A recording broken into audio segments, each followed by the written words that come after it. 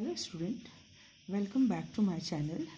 This is class 12th macroeconomics. हमने student अपने channel में तीनों मेथड मैक्रो इकोनॉमिक्स का तीनों method value added method, income method and expenditure method के बारे में डिस्कशन किया हुआ था.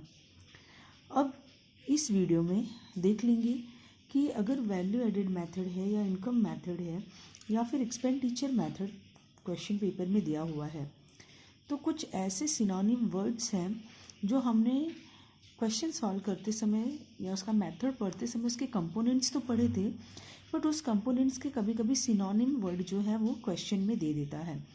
तो कैसे हम इसको पहचानेंगे?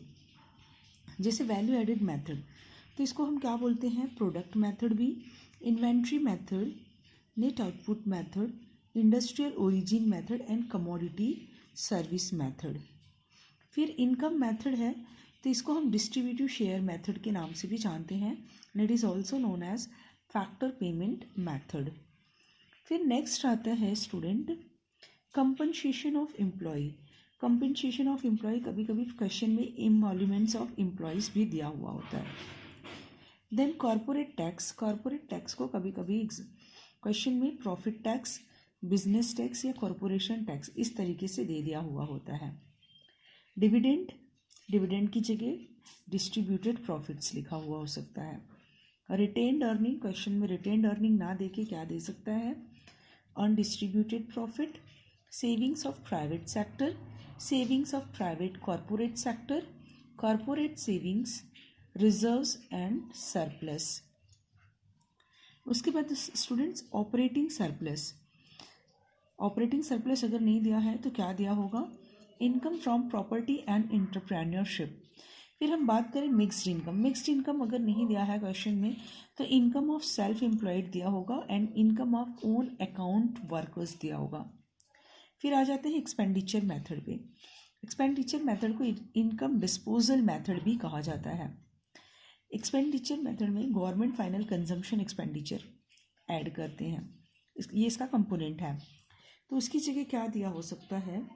Government expenditure on goods and services. फिर प्राइवेट फाइनल कंजम्पशन एक्सपेंडिचर है तो यहाँ पे क्या दिया हो सकता है? Personal consumption expenditure. Gross domestic capital formation की जगह ग्रॉस कैपिटल फॉर्मेशन या ग्रॉस इन्वेस्टमेंट दिया हो सकता है.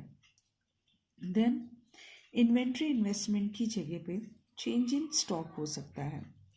Net income from net factor income from abroad, ये ना देके net earn income from abroad ये चीज़ दी हुई हो सकती है. National income eight current price, ये क्वेश्चन में ना देके उसकी जगह इसका सिनोनिम क्या हो सकता है? Nominal national income. National income at constant price, question में ये ना देके क्या दिया हो सकता है? रियल नेशनल इनकम दिया हो सकता है. जीडीपी डिफ्लेटर ना देके क्या दिया हो सकता है? Price index. तो स्टूडेंट ये कुछ सिनोनिम वर्ड्स थे इस चैप्टर के जो आपको लर्न होना ज़रूरी है क्योंकि इसके बेस पे आपको एग्ज़ाम में क्वेश्चंस सॉल्व करने होंगे. मेरे इस वीडियो को प्लीज़ लाइक, शेयर और सब्सक्राइब जरूर कीजिएगा. Thank you. Have a nice day.